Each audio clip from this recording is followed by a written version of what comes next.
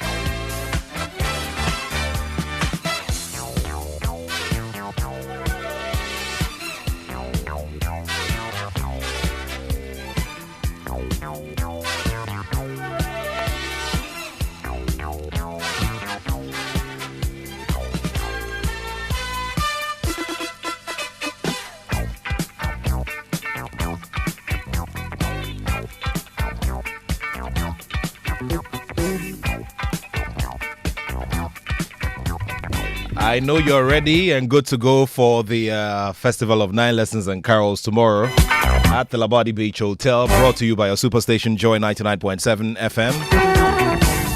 A whole array of stars to join you. Your favorite personalities here on your superstation Joy 99.7 FM.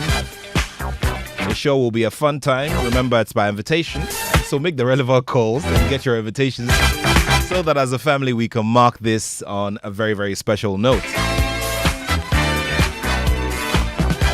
Last year was super. This year will just be off the top of the roof.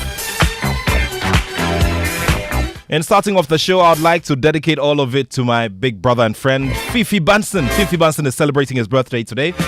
Fifi Banson has been a long-time follower of the Joy Sports Link. He gives us feedback. Gives us his opinion, and is a very big friend of the Joy Sports Link. Happy birthday, Fifi Banson.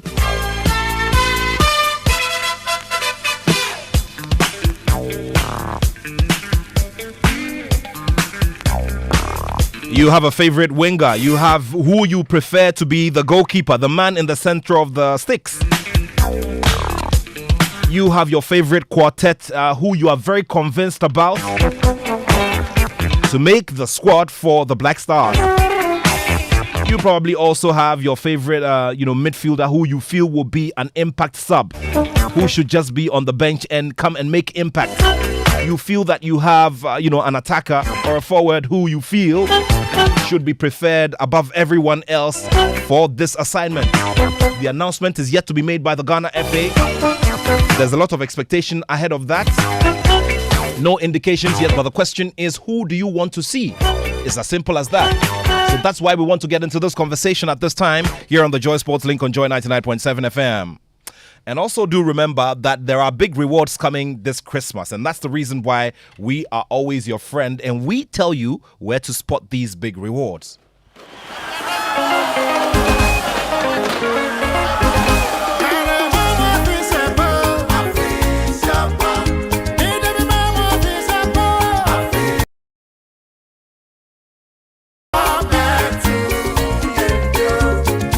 And what if I told you that you can get,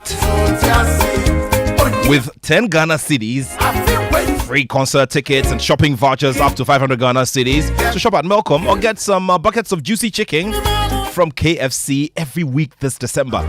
So this week is, is one of them. Here's what to do. You just stake 10 Ghana cedis or more in the Game Park Game Pick 1 or Pick 4 lottery to be entered into a weekly Saturday raffle for a chance to win in the Moolah for December promo. Regardless of the outcome of your stake, you can still win a voucher for yourself. Vouchers are limited, so play more to increase your chances. And remember to watch the Saturday promo on our Dome TV at 6 p.m. It's happening later today. Dial star 946 hash or visit the www.gameparkgames.com to play now. T's and C's apply. Game Park Games, more moolah, more power.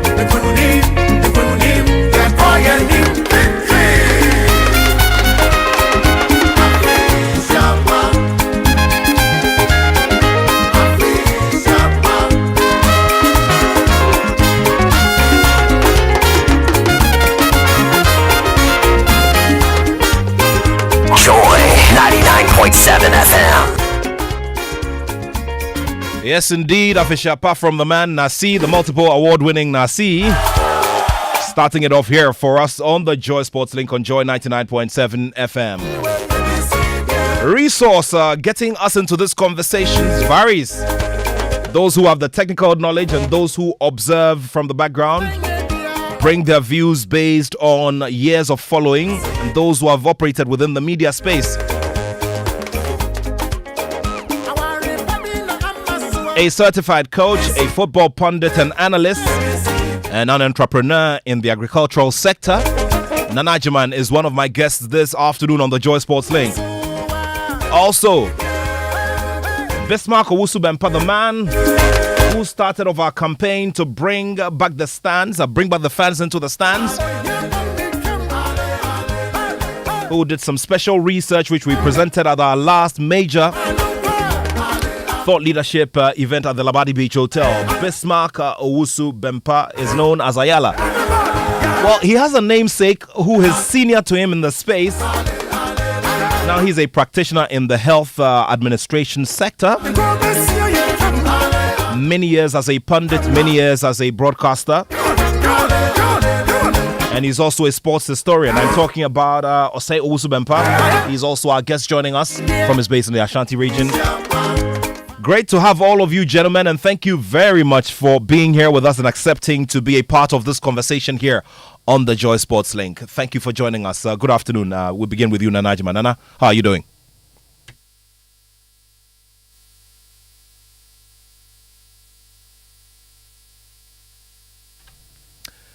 Okay, well, we'll be joined by Nana very shortly. Also, the two Owusu Bempahs as well. But let's just quickly take a listen to a few of the key persons who have been within this space. I'm talking about the former Black Stars captain, former Black Stars players who now are operating within different spaces when it comes to the football value chain, and they have got thoughts on this particular subject, especially how we should be preparing ourselves, getting ready for the Africa Cup of Nations. Let's begin with Stephen Appiah, the former Black Stars captain, who has thoughts on how we should make sure that there are no distractions for these players, especially when the full camping plan is outdoored and they are, put together or assembled. Let's take a listen to former Black Stars captain Stephen Appiah to start it off.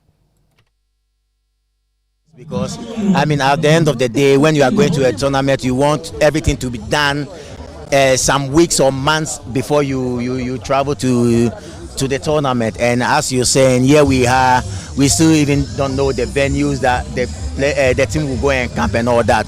So we hope that whatever is happening, they know better and they should finalize everything earlier on. So our boys who go to camp in peace, they will represent Ghana in the AFCON in Cote d'Ivoire, and we'll see what they will come out with. Yeah, I've spoken to you about this. Okay, so that was ex-Ghana captain Stephen Appiah. He has been, he's been very vocal about, going to camp, outdooring the plan so that everybody knows what's happening, and we need full focus where there is very, very little distraction for these players. Now, another who has been, involved in this conversation is ex-Ghana international and forward Coach Augustine Ahimfo. Coach Augustine Ahimfo, I'm talking about the man who he has a license A, a CAF license A, coaching license I'm talking about. Let's take a listen to him as well on his thoughts on the conversation. Yesterday, I think I was reading, and then the deputy minister of sports was saying, as of now, he's not received the program for the Black Stars as to where they are going to camp preceding to the Nations Cup. If that is the case, then I will entreat the FA to as quickly as possible put that up. I am sure by now they know where they are going to camp the team. I think it should be made public so that whatever we can do to help them also we do. But once again, it's up to the coach who is in charge of the team to select the best materials that we have available and put them together, because it's not only selecting the players but blending them together to have a good team is what we are looking at. All right. You mentioned about putting them together. I know you've seen some in the past, and then we will see more at AFCON. But how do you rate the chances of the Black Stars heading into Ivory Coast? It's a tournament. In football, everything is possible. We just have to prepare well. I think though the 20-something countries partaking in the tournament, everybody is coming there to win, or everybody wants to come there to come and have a piece of the cup. And so we just have to prepare well. It's the AFCON. The group stages is different from the knockout stages.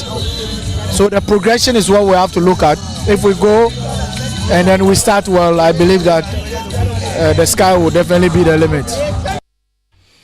Augustine Ahimfo there. He says that if we put things right, we will have the sky as our limit. Well, let's now touch base with our guest this afternoon. And let's begin with Nana Jima. Nana, once again, thank you very much for joining this conversation. It's good to have you here.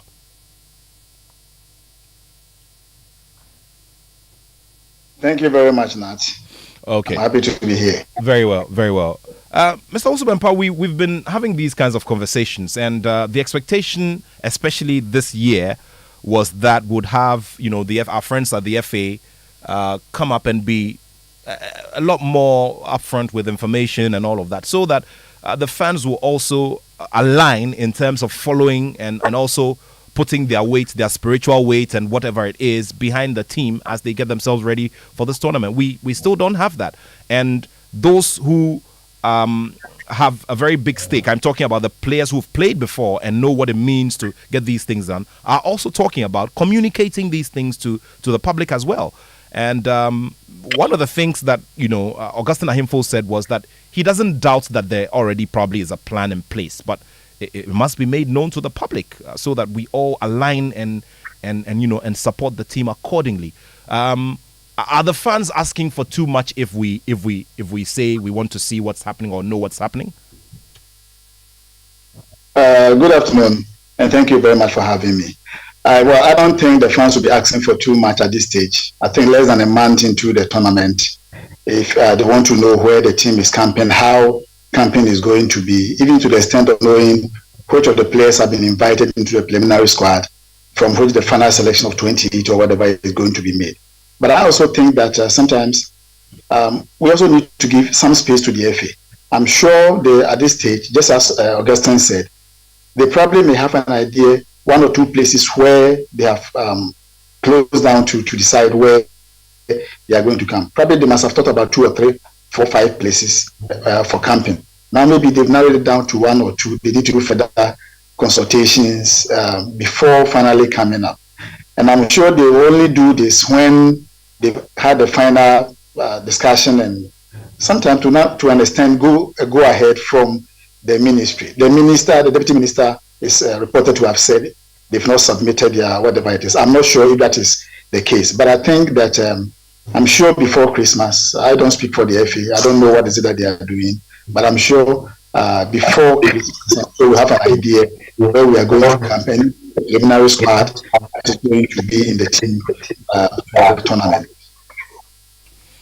Okay, now around this time as well, we also know that there are major conversations about who should make it, who shouldn't make it, who's the better player, who should fit into this position, and all of that. The fans obviously have the right to be doing that, don't they?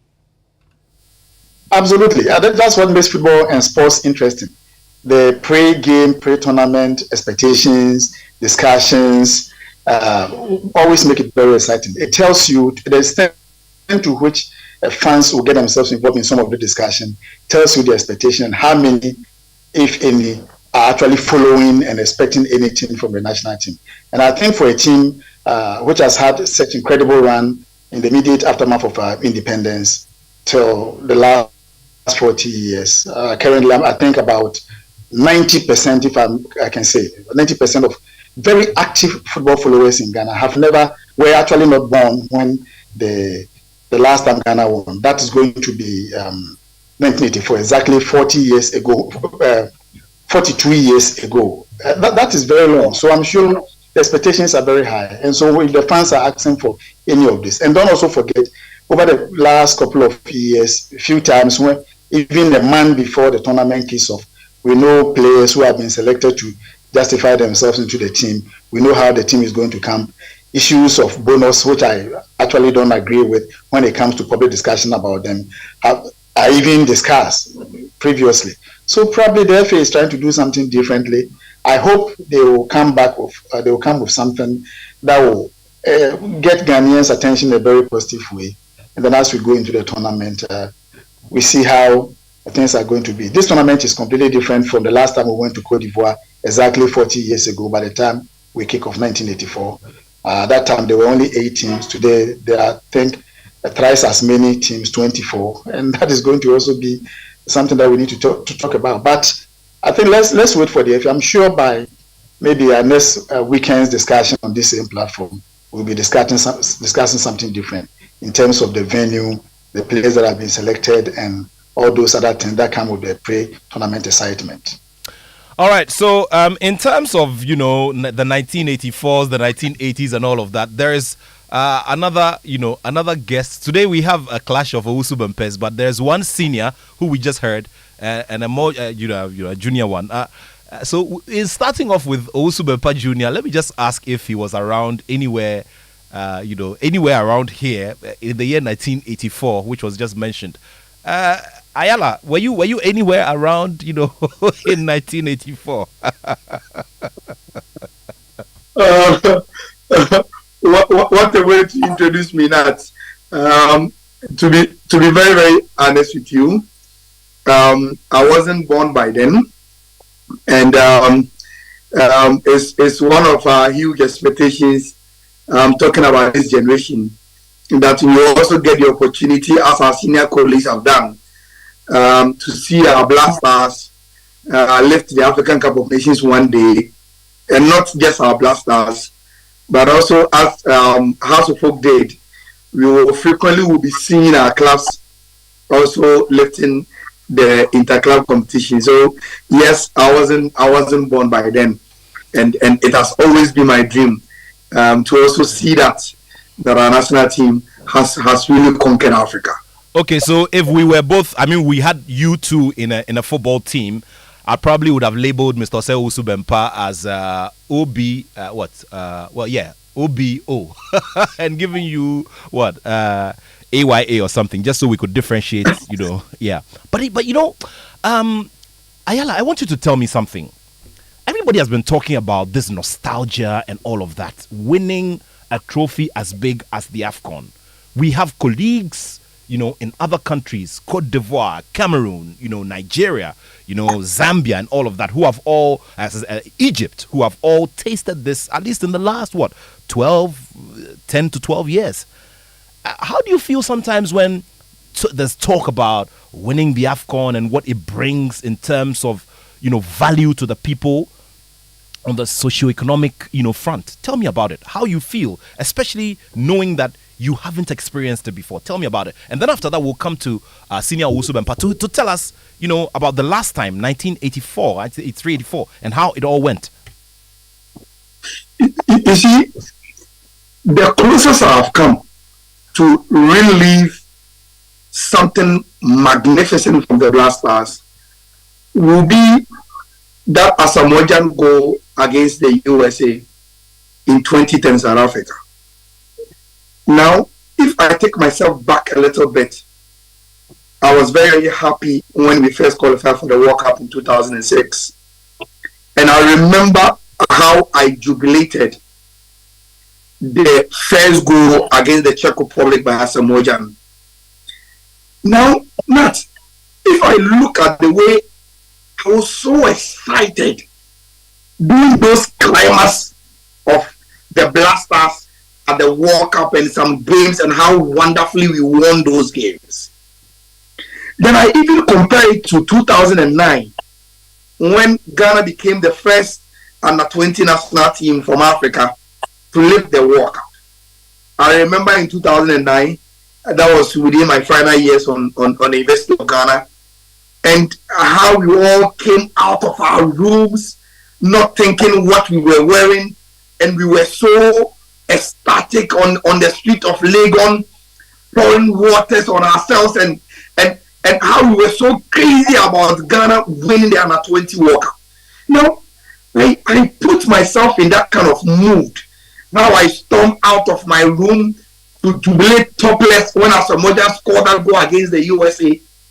And I tend to ask myself, what would be the feeling like in the street of Accra, in the street of Takrady, in the street of Kumasi, in the street of Azim, Tamale, if we play in one final of the African Cup of Nations and this current generation will live to see a Ghanaian national team lifting the trophy? I don't think Ghana would be able to contain us, and the excitement will be so magnificent. We saw the street of Dakar when Senegal lifted the AFCON the last time. We saw how they were crazy about even thinking that they were the African champions for the first time. It's something we have been waiting for as a generation, and I can imagine that if even getting to the quarterfinals of the World Cup, if even winning the under-20 World Cup can get me feeling that way, I'm so proud of Ghanaian football, so proud of the national team. They're not. I can only imagine and hope that one day I will live to fulfill it, that the Blasters will also be able to be called the African champions by lifting the AFCON net. If you just joined us, this is the Joy Sports Link on Joy 99.7 FM. We're building up as well to that very big event tomorrow at the Labadi Beach Hotel, and that is the Festival of Night Lessons and Carols. It will be live on the Joy News and Joy Prime channels as well. So for those of you who will not be able to make it, or you are not able to grab an invitation, just join the live feed, which will come from there as well. I'll be sharing with you the list of artists and, of course, your favorite on-air personalities who you'll be meeting there. Right now, however, we're focusing the attention on the Black Stars and who should make the squad, or who you feel should make the squad. And that's the reason why it'll be good for you to send in your messages. It's 055-1111-997. If you're outside of here, most of you who are outside of here can do +233 551111 before we get into the conversation proper about the departments of the game and who we feel is worthy, or who we feel based on the technical conversations is worthy of a place, let me just quickly get the thoughts of Nana Ajiman and ask him. I mean, he's the one who's been giving a lot of stern critique about what should be done and what we haven't done and what we need to do. Now, Nana, thank you for joining us once again. There's also talk about teams that go into tournaments and may not be of the 100% devastating form or the high scoring form that everybody would expect, but find their way one way or the other into the final stages of the competition. I mean, Ghana went into the 2010 competition. We started off on a very jerky note against La Cote d'Ivoire, remember? And then we made it to the final. Unfortunately, we didn't win the tournament, but nobody ever thought that we're going to make it to the final.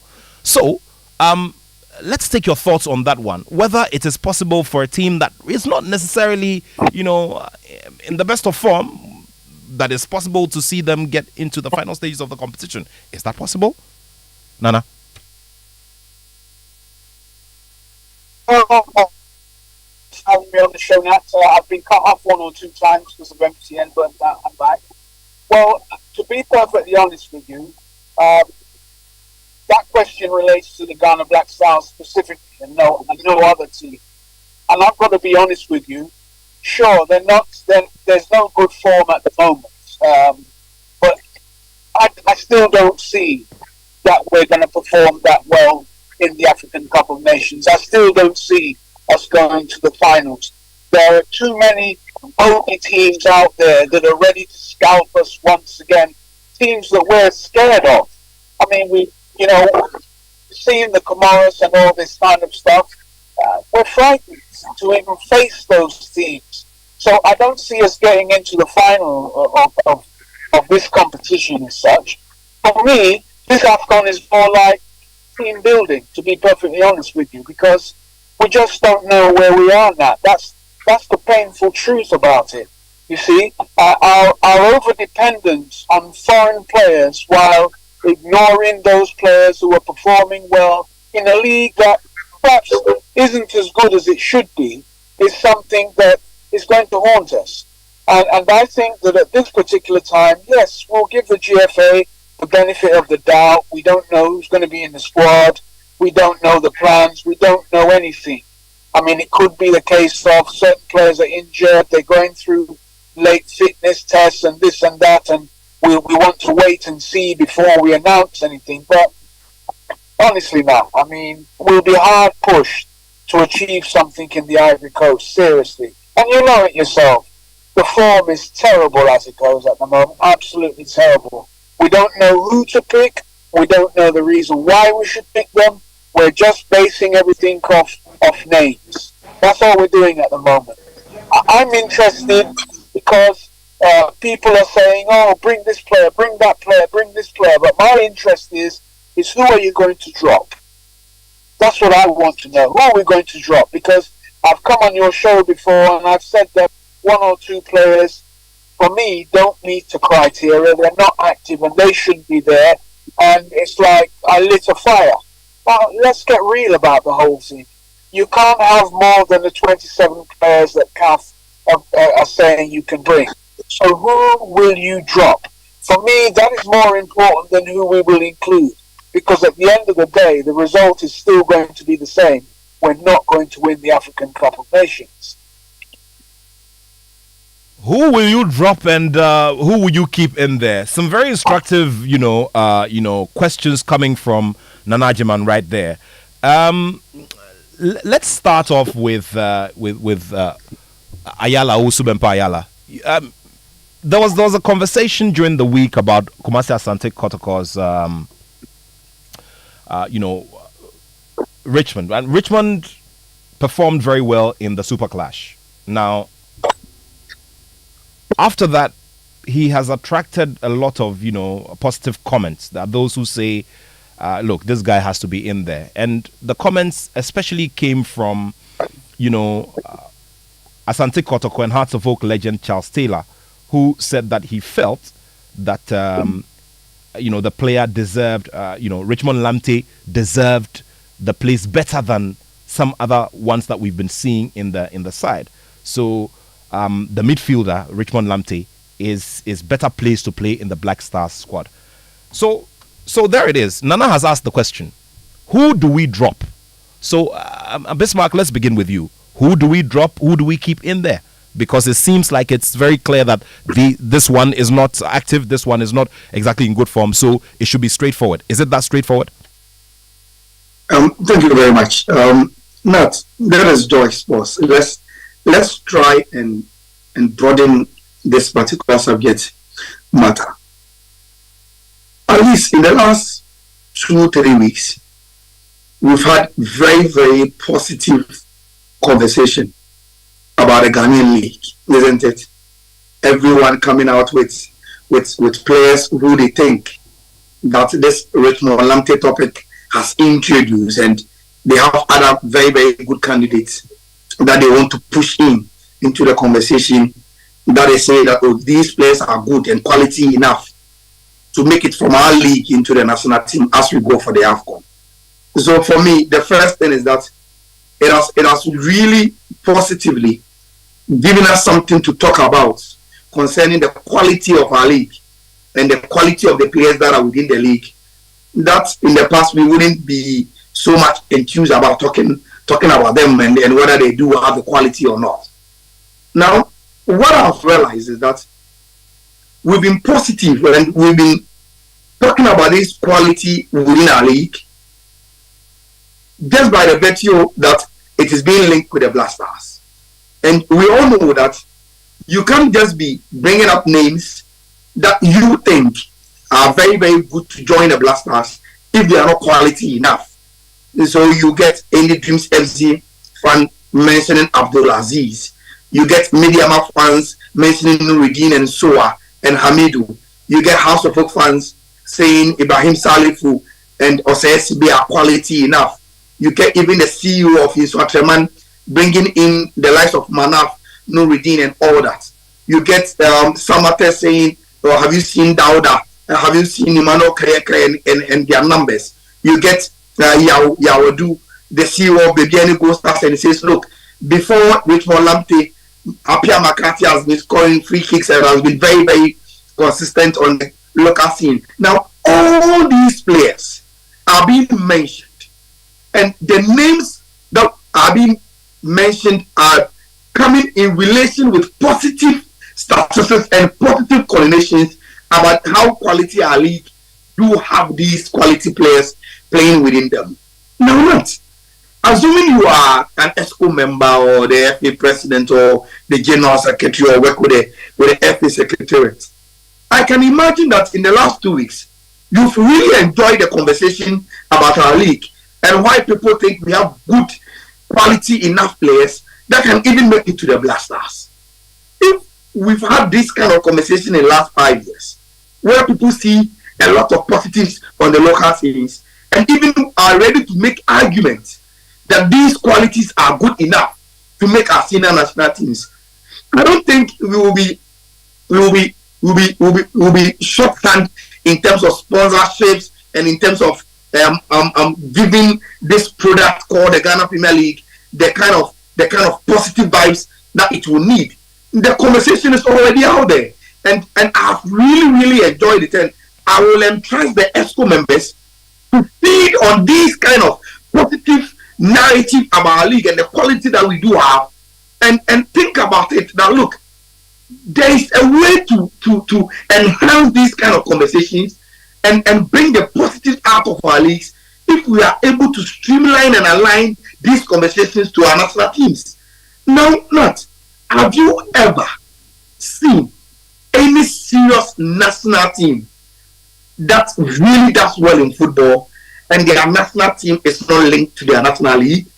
There is none in the world that you get to say this is a footballing nation and they are very, very good at their football and their national team is one of the best performing national teams, and those national teams are not linked to their national league. So it must be strategic. It must be something that we have a conscious mind to also build. That whenever we mention the Black Stars, we must have something linking it to our national league. It must be something we consciously reorient ourselves with. And I like the way the conversation is going. But you see, Nat, can we have this conversation and it will end with a Black Stars caller? And Chris Houghton, Didi Dramani, George Boateng will come and face the Ghanaian populace and say, look, yes, we've heard your conversations in the last 1 month, but for us, the coaches, we think you don't have quality enough within the Premier League to get inclusion into our final squad that is going to the Ivory Coast. And when they do tell us that, they will be right in their own merit because they are the people responsible to take those decisions. Now, my point is that these conversations that we are having now should end at influencing policy at the end.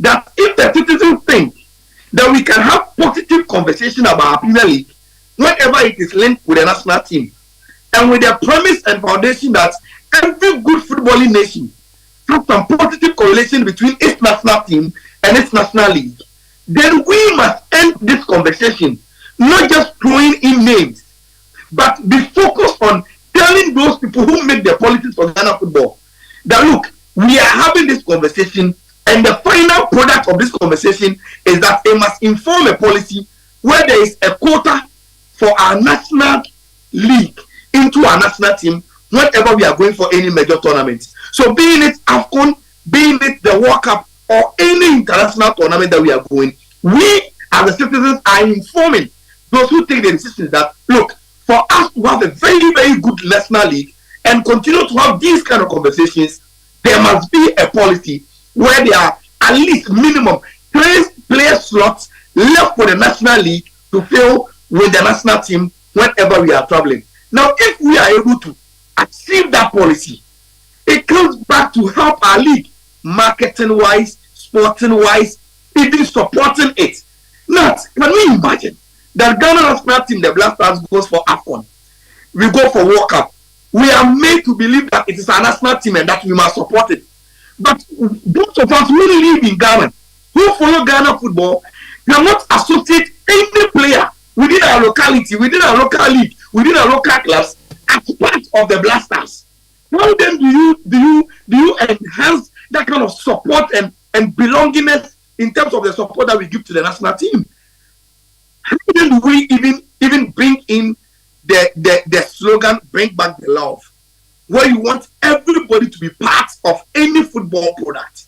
And our national team can't relate to our community football. It can't relate to our clubs that we support. It can't relate to our domestic league. It doesn't really make sense. So for me, I think strategically, the FA must enjoy these kind of discussions that we are having, and they must know that to enhance this kind of discussion, it must inform a policy where we are able to link the national team with our national leagues, and that is what every footballing nation does their football. Now, I will not want to really go into the merit of Richmond, Lamptey, Asibe, or any other person. I think it is left with the coaches. For me, we must always bring players in on merit.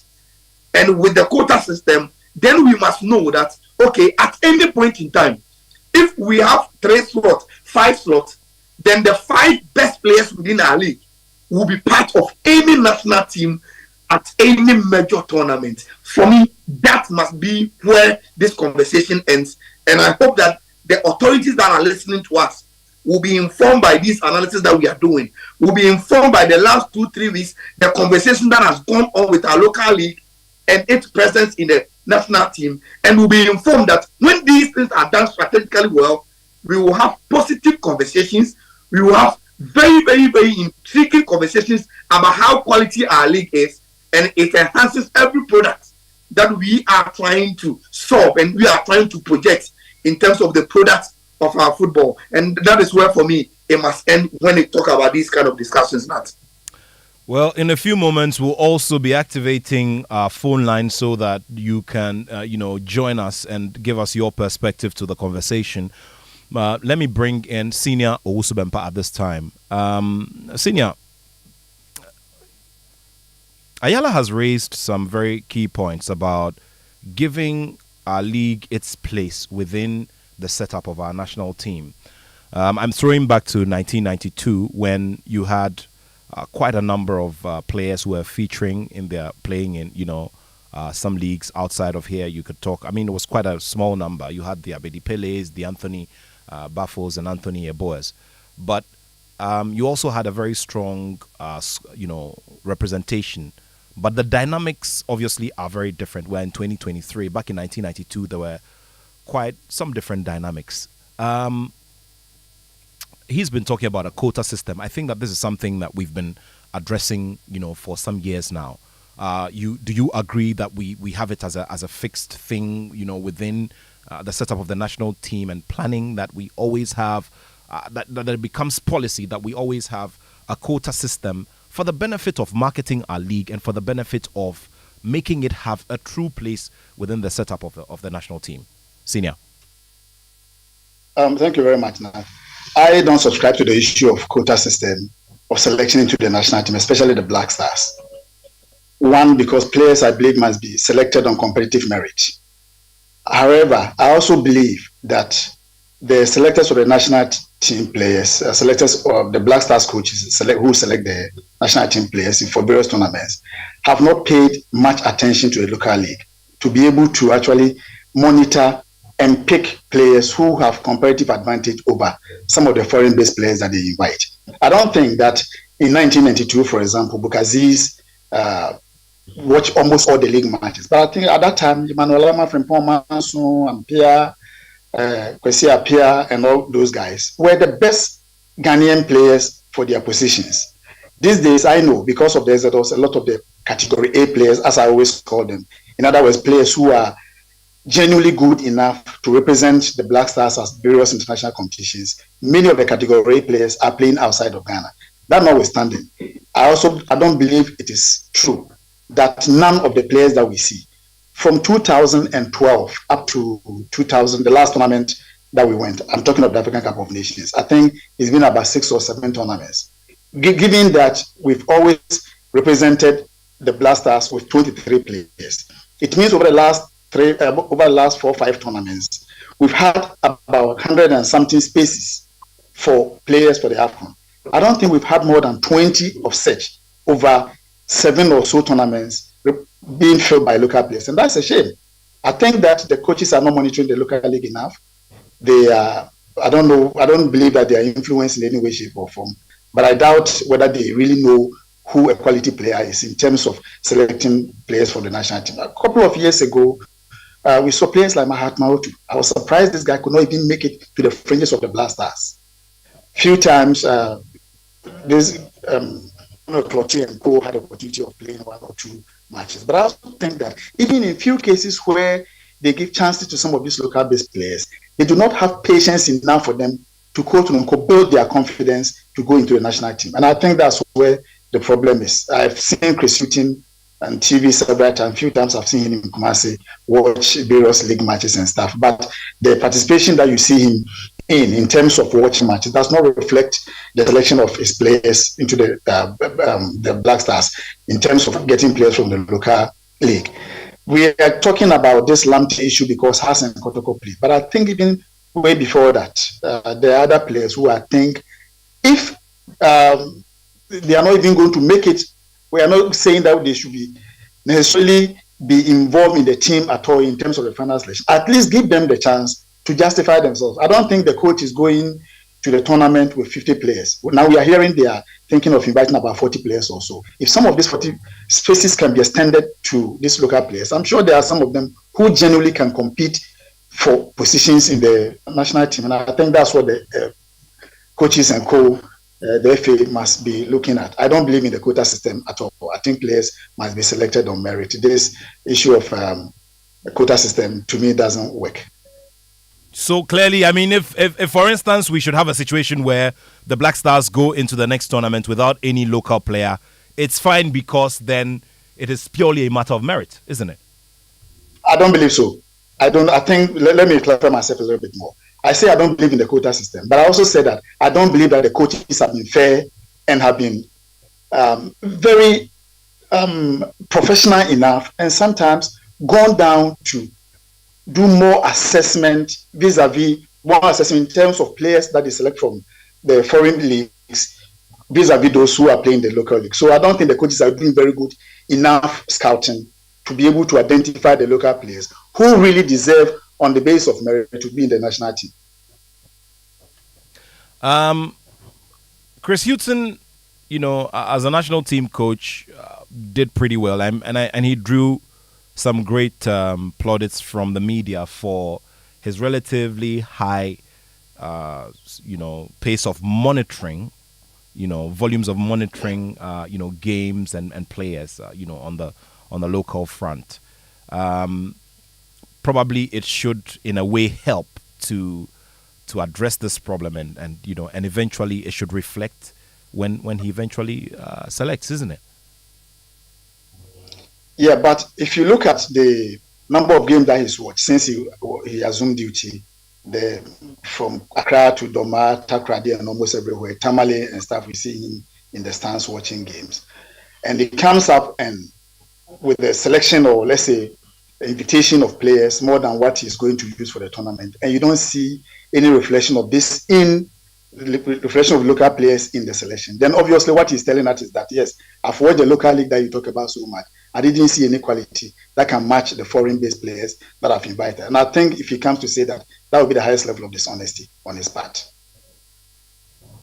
All right, let's go to Nana Jiman now. Nana, So we need to start getting down to the specifics. And I mean, I'd like to begin from the back. I mean, from the defense.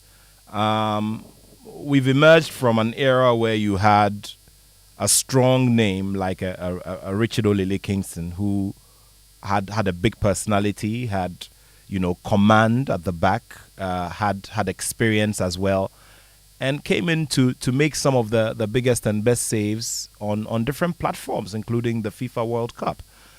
He's also had the opportunity to be part of the current system in terms of functioning as a goalkeeper's trainer as well. Now you are in the era of the Richard Oforis, the Lawrence Atizigis, and also the Jojo Wollacots. How would you assess goalkeeping, for instance, and how safe we are in terms of, in terms of having watertight defenses that can have massive communication and also stand up, especially when you meet a free scoring side that can be very troublesome? Nana? No. Can I digress? Let me put it that way. It's not a digression, but can I just sidestep you for a moment? Because I think the conversation that we're having with the Owusu Bempas, senior and juniors, I need to have a contribution in there first and foremost. Of course, before we go on to the specifics, yes, please go ahead. Sure. I will agree with senior Bempa that, yes, we don't need a quota system. We shouldn't have a quota system. I agree with him that players should be selected on merit. And we know for a fact over the last 2 decades, because where are we now, 2023, that on many occasions players have been selected to the Black Stars not on merit, but the ability to play. Let's be honest with ourselves. Now, taking it further, I feel deja vu every time I come on your show because I keep talking about the same things and it's consistently ignored, not by you, but by the FA. Because after they select their team, they can't sit before us as members of the press and justify the selection. It doesn't matter who is there, Kwesi Appiah, Chris Hughton, Boateng, it doesn't matter who's there. There's never any justification. And the reason why there's no justification is because they don't have a selection criteria. Now, if they had a selection criteria, that would be different. They would be able to justify. And I agree with Junior Bempa when he says that the national team lives in isolation of the local league and vice versa. And that shouldn't be the case at all, because the local league is the reason why you can have a national team, because that's what local football is about. It's about generating the best players to represent the country in intercontinental and international competitions. But it doesn't seem to work that way for us. Look, there's a blueprint. What does the blueprint say about national team call-ups with regards to local league? What does it actually say? I've been asking for the book, but I can't get it. But it must have a chapter in there that talks about filtering in or integrating local league players into the senior national team based on X, Y, and Z. I don't know what it says. But it's a blueprint for the development of football in Ghana, and football in Ghana is a stepping stone into international and intercontinental football, which is the national team. I think when we talk about the quality of the league, I think it's nice to say, yes, it's good quality, it's good quality. What I say is it's poor quality, but we have good players within it. That's what I say, because every time our league kicks off, the major sponsor walks away halfway through. Why?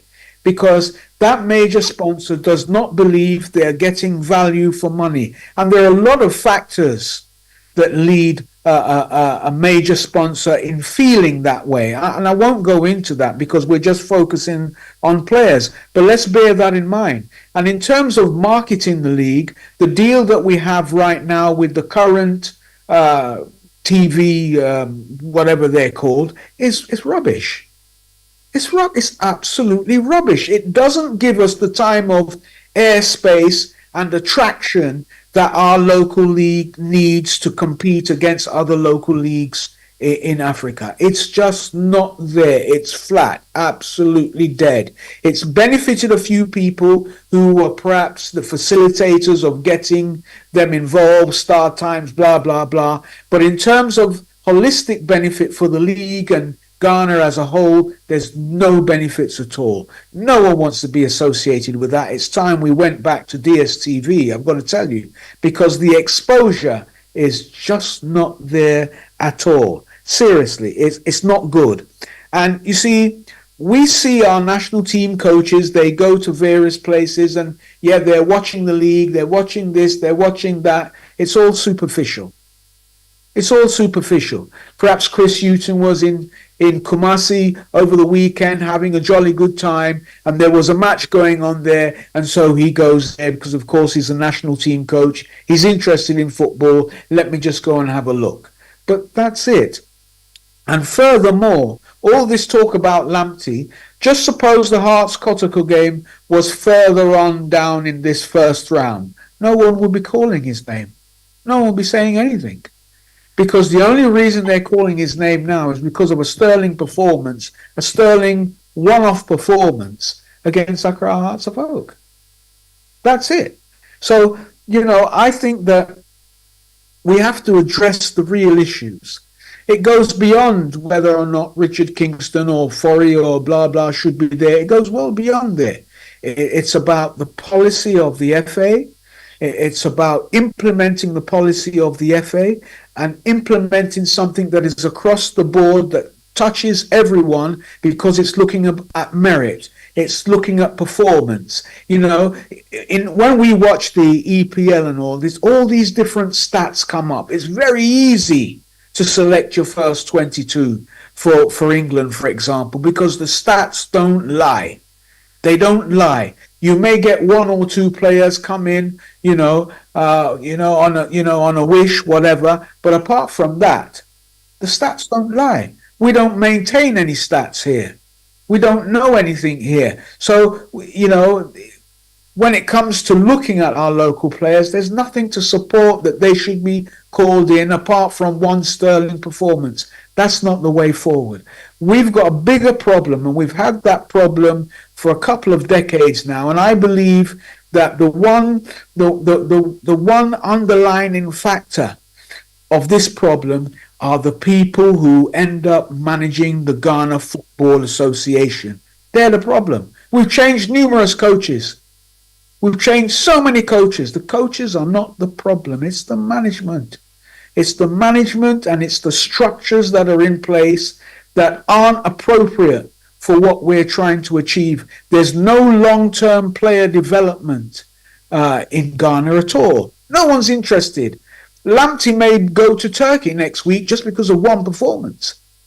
But in terms of long-term player development, it's not there. We depend on the outside world to develop our players. That's what we do, because we haven't got the time to develop them ourselves, because it's all about the Benjamins. Now, that was a digression. Now, so back to what you were saying about the goalkeepers. Well, I mean, I think Ofori should be number one. I think Walcott had a bum deal. And so he was kind of like edged aside, apart from his injuries and stuff like that. But I would support Ofori being in the back. There's no comparison to that team that we had in 2006. I haven't seen a national team like that team that we had in 2006 with the Appiahs and the Lai Kingstons and the Muntaris, and I haven't seen it. I heard Junior Bempa talking about in 2006. I was there when Jan scored the goal against Czechoslovakia. I was there throughout those matches in Germany, and so I get the drift of how he felt when he saw those things. But when you were there, it was even more exhilarating.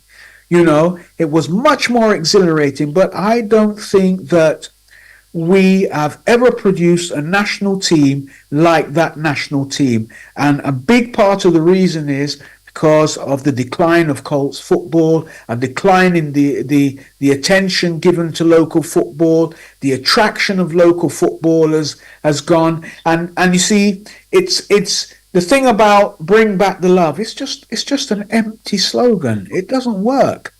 It's just an empty slogan. We can only bring back the love when Colts football is something that we would rush to go and see as a prelude before a Premiership game.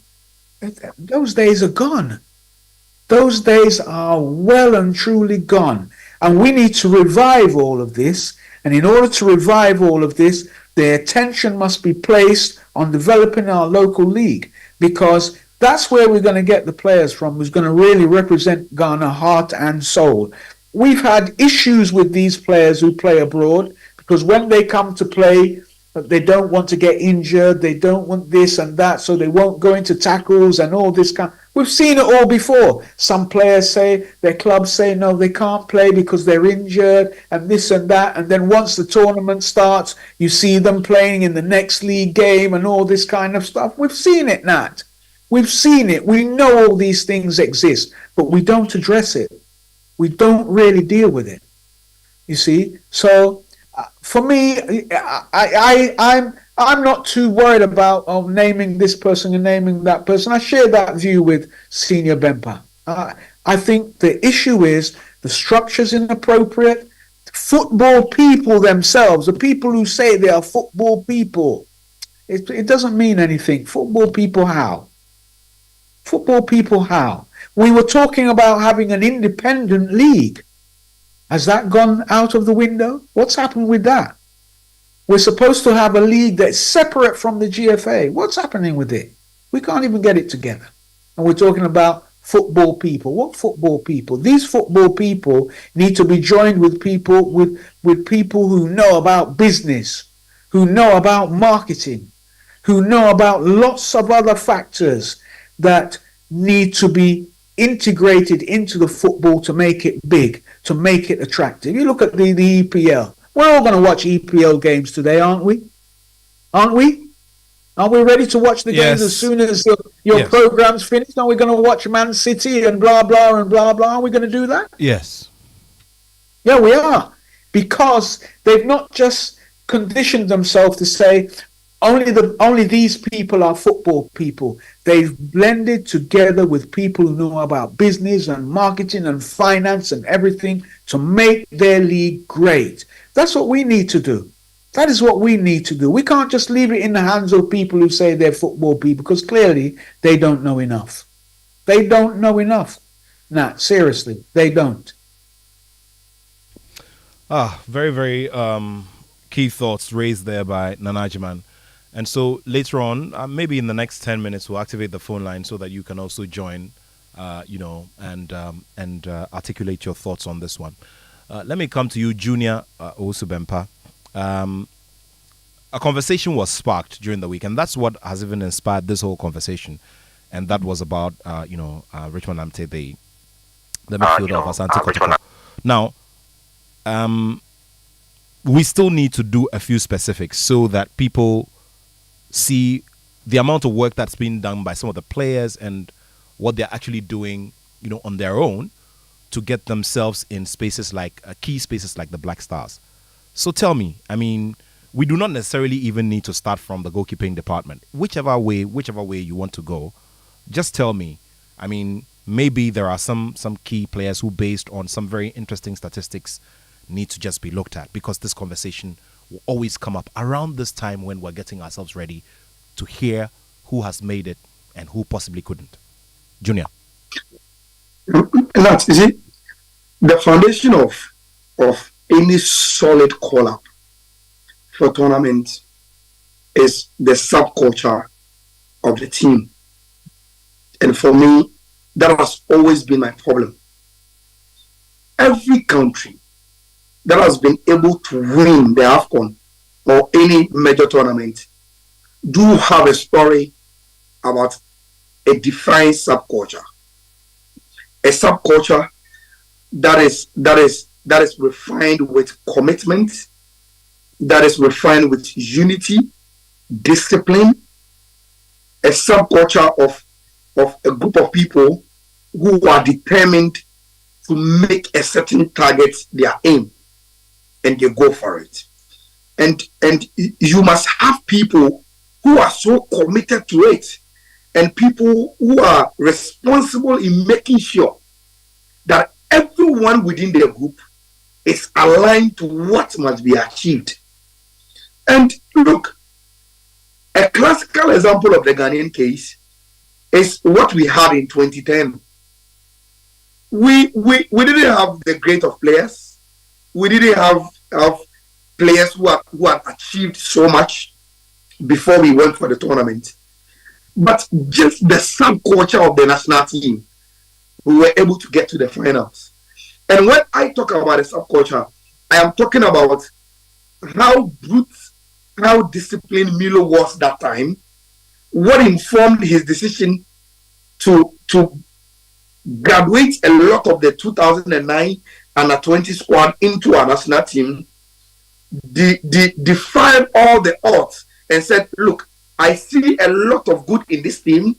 I've seen them show commitment for the national team, and I think I can get them in here and manage them in a way that will achieve results. I think Chris Hughton should do the same. Yes, he has not had a lot of time as the head coach, but he has seen a lot of characters come and go within the national team. If he wants to do well at the AFCON, he should be able to today tell us players he has seen that have come to camp and shown him respect, shown him discipline, shown him commitment, ready to be disciplined on the pitch practically, and are ready to die for the team. Those are the players that you take them to tournaments, and those are players that win you something. Not those who think the national team is their birthright, who think they will be called and they have a place in there and they will be there as usual. We don't need those kind of players in a national team if we really want to change the narrative. Yes, you can talk about the Hassan Shehata team and how talented that Egyptian team was, but we never heard of any kind of indiscipline in that team. So it wasn't just about the quality, but it was about the discipline of that team. You think the Senegal team that won the last AFCON wasn't disciplined? They were. Look at the way they respected Aliou Cisse. Even though Aliou Cisse, as a legend, never won anything magnificent for Senegal as a player. But when he became the coach, every instruction of his, you could clearly see from afar that this team is well focused and they have every ingredient as a unit to make sure they get to where they are going to. So for me, the backdrop of whoever gets into Chris Hughton's team for Ivory Coast must be that kind of subculture he wants to build a national team. When it comes to specific, I think we are fortunate that in the last 2-3 weeks we've had players like Salisu getting back to the Monaco team and playing. We have Jiku coming back into the Fenerbahce team.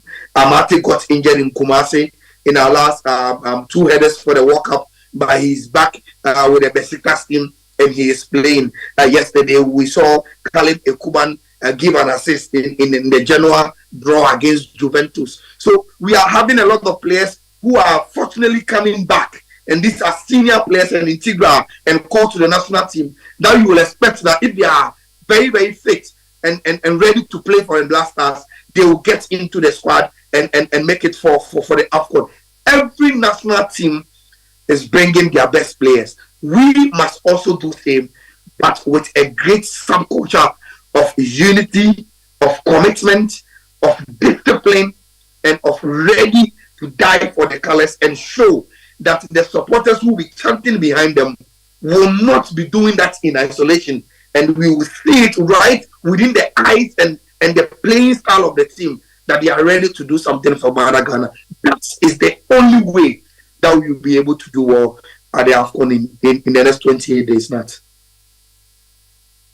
In a few moments, I'll be activating the phone lines so that you can join with your thoughts. I would also, get a few comments that have come, and I'll be sharing them with you as well. there's one particular one on my Facebook wall which I would want to share before we go for some more specifics here.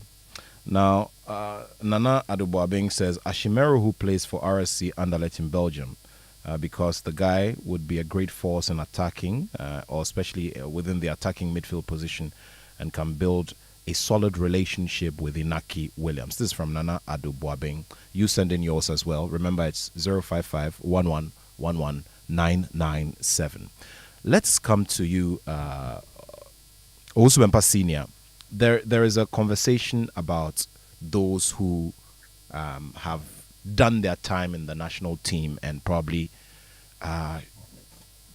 shouldn't be playing much of a big role. And I want to start with a specific reference of our captain.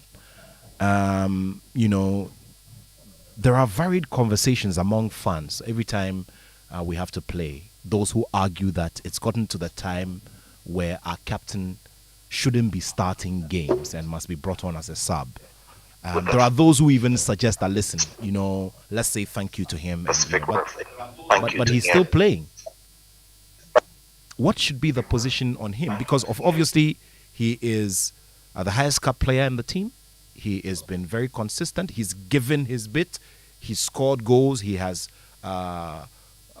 toiled. He has shed sweat for the national team. But what's the conversation around him? What do you think?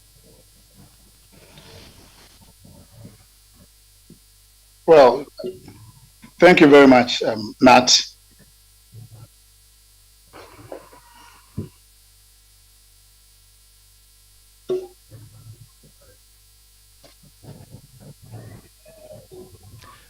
Yeah, please kindly go ahead. Go ahead. Okay, thank you very much, Nat.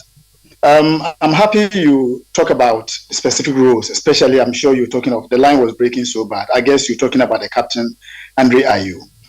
At any point in time, in any competition, any tournament, especially now that we are hearing, I think the tournament is going to have 27 or so, 26 players per team.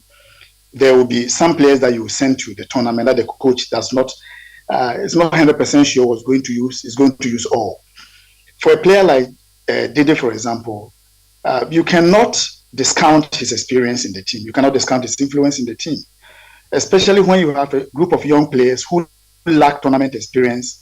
And remember, going into this AFCON, just like the previous one, and I think the one before, you need to play 7 matches if you want to get to the finals. Be ready to play 7 matches, the finals and even the semi-finals, because you play three group games, the round of 16 quarterfinals, semi-finals before you go to the finals or even the semi-finals, even if you are going to play for the third place playoff. So you need players who will be able to remain focused throughout the entire tournament. The presence of a person like Dede in camp, even if he's not playing regularly, and I doubt if any serious coach at this stage will build his team around Dede by his age and his the way he has slowed down the last couple of months or years. But his presence in camp surely will certainly do something to the psyche of the boys. And I think to that extent, even though the coach has not come up with this preliminary selection, you assume and have believed that he is surely going to be among the 40 or so players that will be invited to justify themselves into the team. Probably if he's, unless maybe he's sick or something that will rule him out completely from the tournament, you want to see him in the team. And I don't think, sometimes we need to just be less emotional and be objective and reasonable. If you know about the dynamics of football, some of these things play a very important role in a team. And if you doubt it, look at a few times when Jan was not even playing, Apia was not playing, when they started to go down, they were in camp with the team, even if they were not playing. Sometimes they were not even among the team, as in those on the sheet, playing the team sheet. But you see them sometimes in the inner perimeter doing various things that probably those of us sitting back will not even know and understand. All right, let's now also go to, I mean, your picks. I mean, in any aspect of the, or any department of the game, who you feel would be of great use and of great impact if they are given a chance by the coach. Well, I just want to make reference to Nana's first submission regarding his expectation as to this tournament for the Black Stars. I don't think, just as Anna said, I believe strongly that this is not a tournament winning team.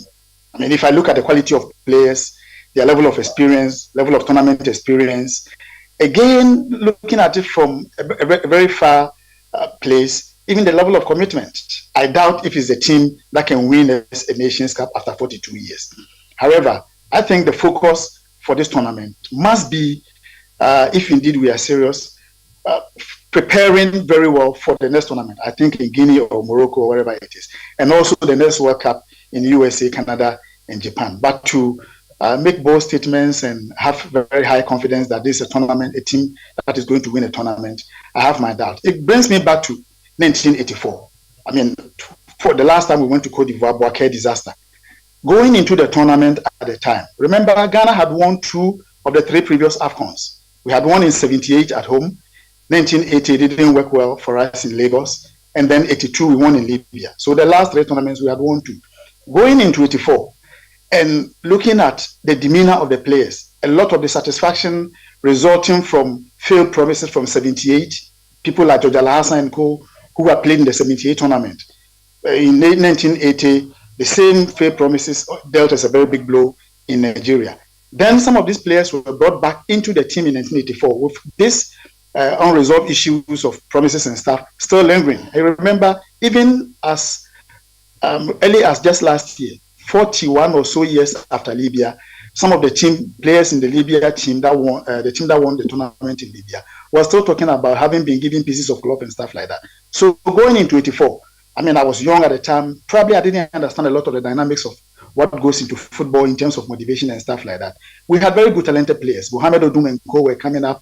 Abdul Razak, as old as he was in the team. Quite a number of very good players. Joe Doe and Co were very young players who had played so well. But when we got to the tournament, I think we lost to Nigeria, and that was one of the most embarrassing defeats that we ever had, even though the scoreline was just 2-1. I think lost to Algeria also, and then in the group only drew with Malawi. That was so embarrassing, and I'm sure we are not going to go that path. But if we say we are going to win this tournament, or I don't know whether we're going to borrow the former FA president's slogan, go and do well. Probably quarterfinal will be a do well, semi-final will be something beyond my expectation as a football analyst and historian. But I don't think that this is a team that has the spirit and the appetite to win 24 nation, 7-game African Cup of Nations tournament. But that notwithstanding, because I will also say this, Nana made reference to that. Let me also say this. If you look at the quality of the players that we had, for example, I'm not going to talk about 1984 because my junior brother, Bempa, was not even born. I doubt whether you were also born now. Oh, 1984, senior, 1984, dear, why? Oh, no, I was here. If you look at 2006, take the players one after another. Do we have a replacement, somebody, a goalkeeper in the current shape of the goalkeepers that we have? Anybody close to the shape of Richard Kingston at the time? Take the right back. Do we have a John Pinstel? Take the left back. Is it probably Adokwe Papo? But even at that time, we talk of Habib Mohamed. Do we have Eliasu?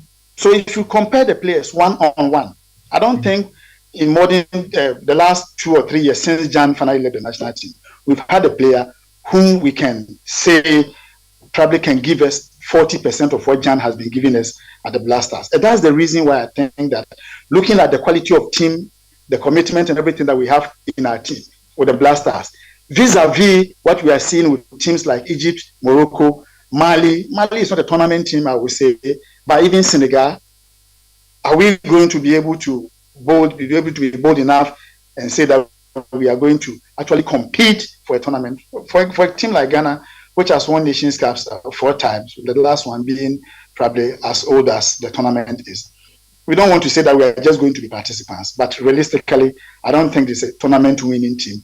I'll be very happy if they are able to prove us wrong, and especially when your expectations are low, you get very excited when you exceed your expectations, and that's what I'm looking at. So in terms of the quality of players, consistency, tournament experience, and everything that goes with a team being prepared for a tournament of this nature, I have my doubts how we are going to actually fare in Abidjan. But the point is that we've qualified for the tournament, and surely we are going to be there. Well, Nana, we'll come to you very shortly, but let's also take these messages. This one is from Isaac in Eastleigh, Hampshire, and Southeast England. It says, "Hi, Nat. I strongly believe that Ransford, Yeboah, Konigsdorfer should make the squad at all costs and be given the chance at least. He's a great young talent, and we haven't been fair to him with play time." Thank you very much, Isaac, who is joining the show and listening from London, from England, beg your pardon. Let's now take a listen to this one as well, this message. And this one is coming from Egbeomo in, I hope I pronounced the name right, in Kaswa. He says it's better to go without Chris. He has nothing to offer. A local coach can replace him last minute. Oh, I see. Egbeomo, thank you very much for that message. He says that he wants to see a local coach replace Coach Chris Houghton for this major assignment at the last minute, and he was very emphatic on that one as well. Now, good afternoon, Nat. Another great discussion. For me, despite the fact that our local league is not on its feet, the few players doing well should be called, but the question is, are they going to be used? The player picked from Accra Hearts Civic was very impressive in one friendly match. Where is he? You need to specify which player we're talking about here. This is from Ajiman Joseph in Community 9 and Tema. Ajingo the man, thank you very much for that message shared with us this afternoon on the Joy Sports link. Let's also, do this one, and it's from... Okay, all right. Now, this is from Kofi inside Amasaman. Kofi in Amasaman. It says, "Good afternoon, Nat. If national team call-ups are based on merit, then there will be no unity in the team. I'm also predicting that Liverpool will win against Manchester United with a very huge margin." Okay, that game will be played tomorrow. All right, thank you very much. So Kofi in Amasaman says that if national team call-ups are not based on merit, then there will be no unity in the team. All right, thank you very much for that one. Remember, it's 055-1111-997. 055-1111-997. Send in your message. And I think it's also a good time to activate the phone line so that you can join us and articulate your thoughts. Let's now go to Nana Jiman. Nana, we've been doing specifics, so maybe it's a good time for you to also tell us. Maybe there's one or two players in specific departments who you feel with some backup and some support from a teammate or two can create some magic, the magic that we're so desperately looking for. We may not have the means to create that magic, but we probably just could get one or two players to add to the team effort to make things happen and get us some very decent results, even though from your analysis, we shouldn't expect anything major from this Africa Cup of Nations. Nana, can you kindly unmute? Okay, I can hear. Please go ahead.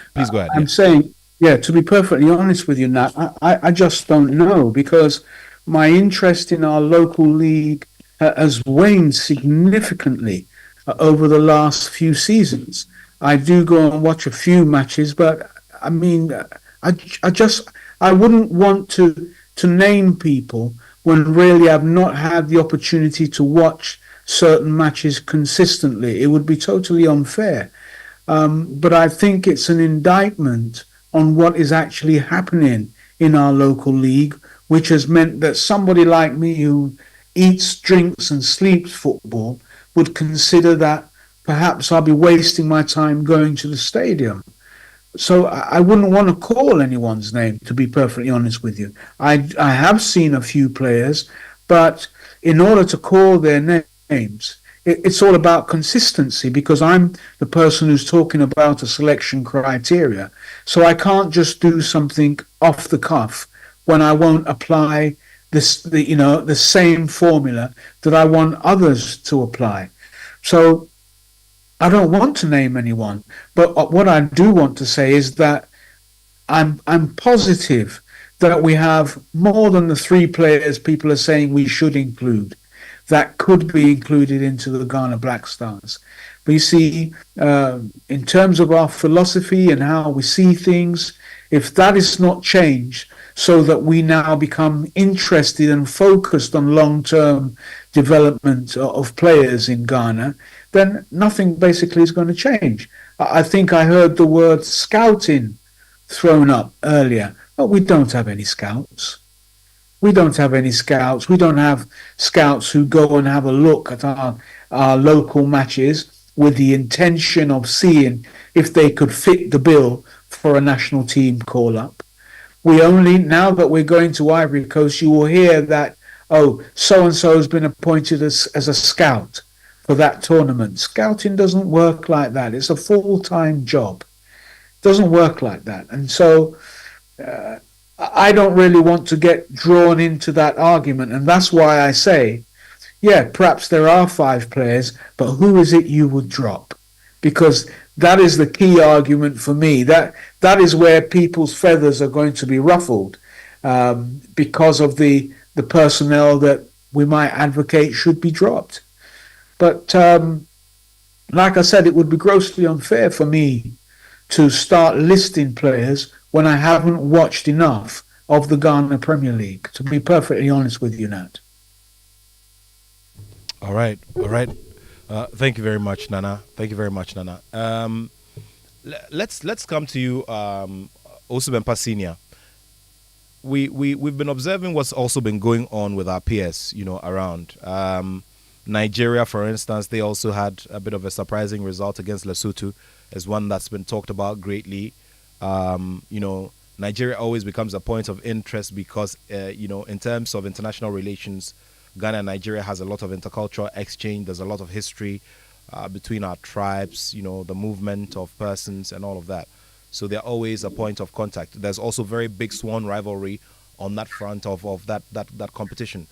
But, you do see that they, in terms of winning it in recent times, have done that better than we have, which is in the 2013 edition under the legendary Stephen Keshi of blessed memory. You look around and you see what's been happening as well. Who do you see emerging and making a big statement, maybe from word go, from your observation? Well, you're talking about the various African national teams participating in the tournament. Sure. If you have Egypt taking part in an African Cup of Nations, they are always favorites. Senegal, by their performance at the last tournament and their current form of players, and as a team, as a unit, will always start as also be among the favorites. Of course, Morocco, they just came from just about 12 months ago. Today, the whole world was, the whole Africa and of course the whole world was marveled by the performance of Morocco at the time. Very, very few players, if any, have left the team. The Amrabas and Atiatalas and staff are still playing and playing well. Few of them who play in the Moroccan league are playing very, very well in the league and also in the African Champions League and also the Confederations Cup and the various interclub competitions the Moroccan clubs are playing in. So, of course, Morocco, Egypt, Senegal. I would not rule out a team like Mali. They have not proved to be a tournament team apart from 2002 when they hosted. But who knows? I wouldn't count Ghana among the top 6 favorites, even though we have a history of always being counted. I don't know whether on the other side were people count us among the favorites, except maybe we sit here and do same. But of course, Nigeria coming in can also pose a threat. Don't forget, if you are in a tournament of this nature, as I said, and let me also make this point, the majority of the players that we're talking about, I heard somebody talk about Ashimeru. Some of these players, not just him, but majority of our players that we're talking about are players that we've only seen in one game situations. Boredom, ability to cope with boredom, ability to be able to cope with the situation in camp in Cote d'Ivoire is going to play a very huge role in the player's ability to be able to focus and even deliver at the tournament. And that is where my worry is. But going back to your question, I think that these countries I've mentioned, of course, Algeria, Senegal, Mali are going to be the front runners. And I will not be surprised to see at least 4 of these teams in the quarterfinals, or if not all in the semifinals of the competition, and then see a winner emerge from one of these teams. Algeria disappointed the last time, the last tournament, because as defending champions, They were just awful at the group stages. But that's also what they did in 1990. Remember, in 1990, they were winners, they were champions. 1992 in Senegal, they were booted out of the first round. And I'm sure this time they will come back stronger. And as we see, they will be able to be counted among the favorites. But I don't think that Ghana, just as Nana said, will be counted among the favorites. But if we are able to make it to the semi-finals, I think that will be a good statement for the team, the technical bench, the FA, and also for Ghanaians able to fight for the next tournament, wherever it's going to be hosted, as well as qualification and good performance for the next World Cup in USA, Canada, Mexico. Well, I would ask about the surprise element, and that I will give to Junior Owusu Bempah Junior. For the purposes of today's conversation. But I want us to cross over to the Bukom Boxing Arena, where something amazing is happening over the weekend. Now, the much talked about African Basketball Festival, put together by Right Multimedia's Yao Sechi. There's a very big concept which has a lot of great potential to grow. There's massive participation in this very first edition. And being the brain behind all of this, would like to have a quick conversation with him as we look ahead to the action for later tonight. Well, Yao, thank you very much for your time.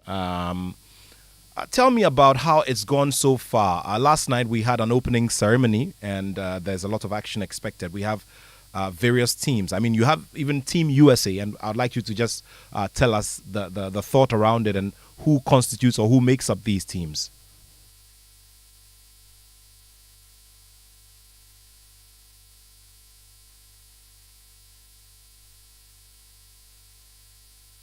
Can you kindly unmute? Can you kindly unmute for me?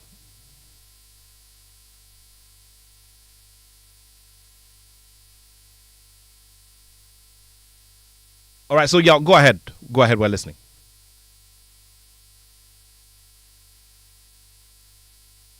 All right, unfortunately, we're having issues with this audio. Would get back, try to probably use the phone lines. But let's get to the bit about the possible surprise element, and I'll give that to Owusu Bempah Jr. Ayala.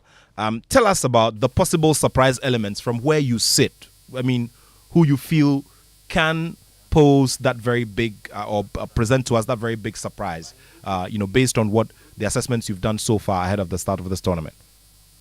Ayala.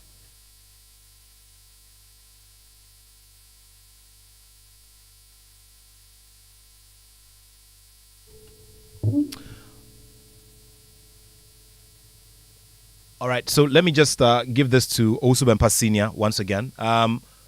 You told us about the big names and why they sure will do that any day.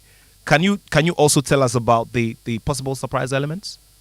The possible surprise elements, in your estimation. Of course, teams like Cape Verde will always pose a challenge. The last couple of tournaments that they've been to, I think they've done quite well.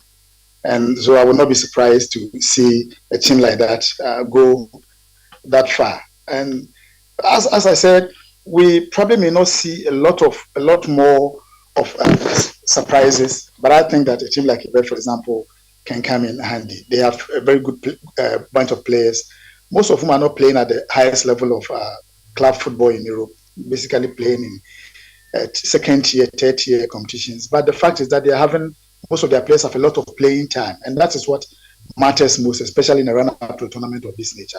And I think a team like that should be a team that people should be very wary about. And, how far would you expect them to go? I mean, if we are to push a little more. Beyond the group stages and probably beyond the round of 16. Okay. Just as Madagascar played the last, I think the tournament in Egypt where they eliminated Nigeria against all odds and stuff like that. So these are some of the surprises that you expect in football. I remember 1984, for instance. Very few people gave Nigeria the chance to qualify for even from the group stage, because everybody thought it was going to be Ghana and I think Algeria. Nigeria qualified. And I remember you just mentioned Stephen Keshi. He's one of the guys who scored one of those two goals. Keshi and the Christopher Henry Nwosu actually. Stephen Keshi scored those goals. And so in a tournament of this nature, you go in and you expect that you're going to do very, very well. And you see surprises coming from so many places. And I will not be surprised to see some of these quote-unquote not so fanciful national teams getting as far as maybe the quarterfinals, if not beyond.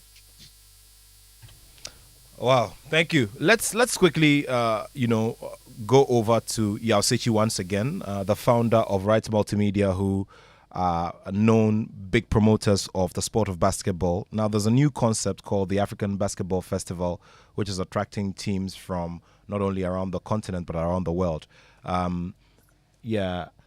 Today is day number 2, so would like to just have a quick conversation with him. Yao, thank you for your time once again. Thank you so much, Nat. Can you hear me now? Clear, loud and clear. I was asking you about the concept of having all of these teams and who makes up these teams and how the format is going to go. Thank you. Just like you excellently explained in your intro, we have been promoting basketball for a couple of years now, and most of the activities revolve around schools. So, for instance, when you hear Spike Ball, you know that is for high schools. When you hear UPAC Basketball Championship, you know that's for universities. But since 2019, we decided to create something for countries, and we're just taking advantage of the year of return. In December, Ghana has become the place a lot of folks in the diaspora want to visit and to have a party. But we noticed that most of the events organized are all music, and we said, okay, why don't we showcase basketball? And so that's what occasioned the concept Africa Basketball Festival. So 2019, we just, had Accra versus Tema. 2020, 2021, we couldn't organize it because of COVID. But we came back strong last year, and we brought together Ghana versus Nigeria and US versus France. This year, we've upped the game a bit. We've added 2 countries in the African front. So we've added Togo and Liberia. And then on the international front, we're supposed to have some other teams as well. Unfortunately, their preparation weren't too impressive. So we're still stuck with US and France. We had a team travel all the way from the US for that, and they are pumped up, they're excited. They can't wait to get on the court today. We had the opening ceremony yesterday at the Bukom Boxing Arena where all the games will be played. Our first game today is between Ghana and Togo, the host country, and which will be followed by Liberia versus Nigeria, and then the US game versus France will continue after that. Now, the winner or the losers of the game between Ghana and Togo and Liberia and Nigeria will play the third place game with the winners of the first 2 games proceeding to the final. By the end of today, what we are seeking to achieve is to get which team wins for the African side versus which team wins for the international side. So because there are only two teams, they'll play twice, determine which one becomes dominant. If at the end of the game they play 1-1, then there will be a need for a third game. Tomorrow will be the final. Now tomorrow we see the winner of Africa versus the winner of international. That game, Matt, will be preceded by the most anticipated game between University of Ghana and Accra Technical University. Somebody will ask, but this is a country line, so what are these 2 institutions doing there? And it's pretty simple. The UPAC Basketball Championship hasn't been played for the past 2 years. Now, there is a rivalry between these 2 institutions, and they've been asking when they can play. For the record, they played 5 times. University of Ghana has won 3. And so tomorrow, Accra Technical University are hoping to pull parity. And so that is what the world is waiting to see. University of Ghana says, listen, you are our wives. We know you too well. So it doesn't matter what you do, we're going to put you down. So now today, 3 o'clock exactly, 3 o'clock the game, we're getting ready. But 4 on the dot, Ghana versus Togo, followed by Nigeria versus Liberia, and then US versus France, and then the rest of the games to continue. Remember that the Africa Basketball Festival, what makes it special, it's not just basketball. There's music and there's fashion. So you have the likes of Elikem the Kumoji, Bloom by Edgy, you have beautiful Beneath, and a fashion designer from Nigeria. And then also on the musical front, you have Creamy, Bugle, and host of other artists. This year, we did a partnership with Adum FM. Kasahari program. Last year we had a situation, just too many artists wanting to perform, and so this year we structured the music section or elements of the festival. So Adum FM will be presenting the winners of the contest on Kasahari level, and they would also get their time tomorrow during the final. So yeah, that's a summary of what the Africa Basketball Festival is about. And last, if you have a phone with you, please dial this number, this code for me, star 713, star 33, star 80 hash. What did you get? Star 713, star 713, star 33, star 80 hash.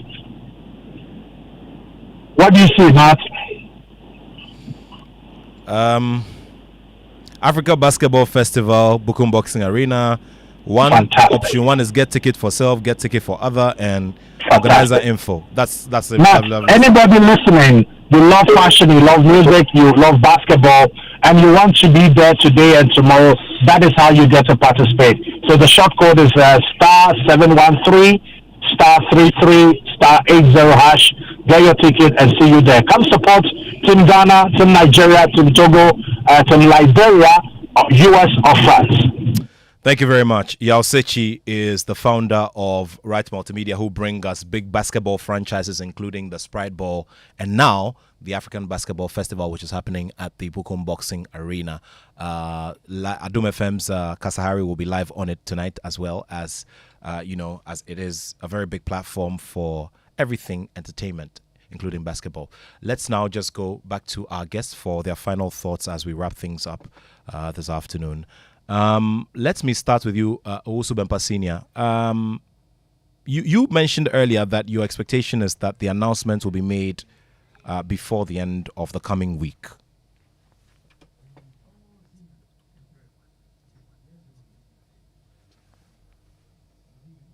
Okay, let me just go to Nana Jiman then, if you can hear me. Nana, expectations for the coming week, especially as we're waiting. I mean, everybody, all the fans are waiting for the announcement of the squad.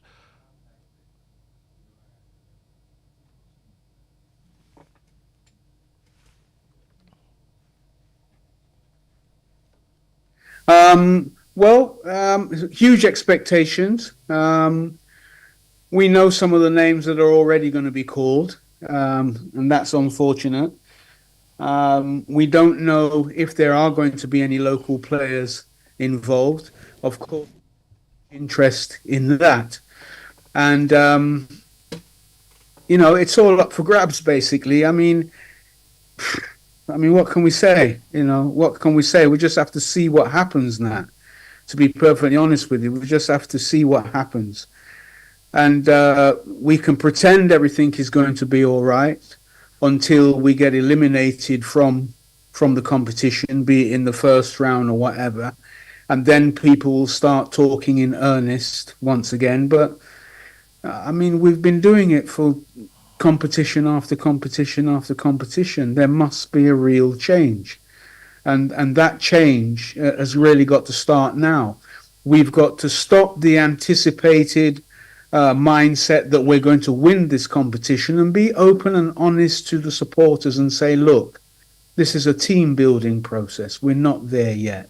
We're going to participate. We don't believe we're going to win the trophy, but we want to put our best foot forward. And what we need to really do now is to build a formidable team, which is something that we don't have at the moment.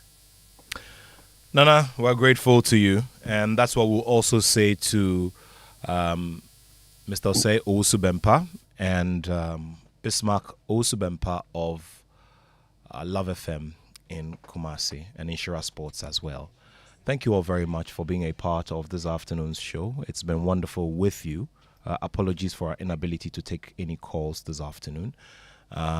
We will rectify that for next week. But thank you so much. The conversations continue.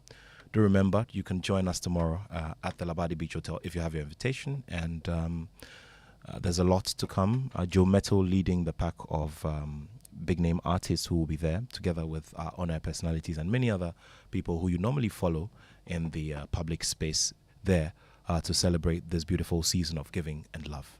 We're grateful to all of you once again, and God willing, we'll be back next week to bring you another Joy Sports Link. In the meantime, you stay well, and remember, we're your best friend any time of the year, including this lovely season of giving.